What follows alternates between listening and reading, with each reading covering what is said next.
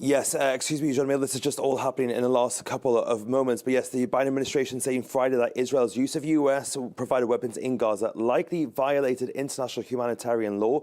But the key caveat here is that they are saying wartime conditions prevented U.S. officials from determining that for certain in specific airstrikes. Now, this is important because this could give the United States some leeway if it were to rule one way or another as to the future shipments that will be sent to Israel for these defensive and offensive purposes. Of course, we've already seen one shipment which was meant to go to Israel postponed or at least paused, in the words of the American government, and Joe Biden then saying that he wasn't going to provide any of these offensive weapons if they were to be used in a place like Rafah, for example. Now, the report continues that the administration's findings of, quote, reasonable evidence to conclude that its ally had breached international law in its conduct of the war in Gaza.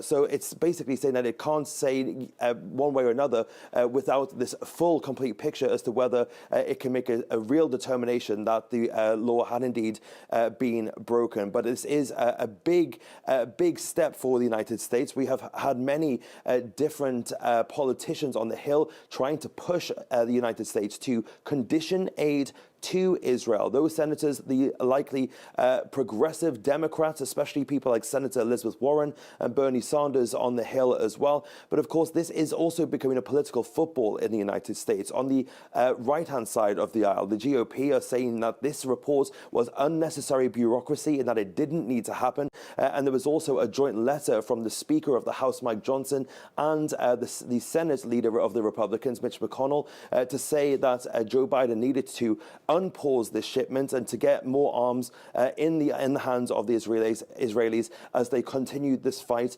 with Hamas in Gaza.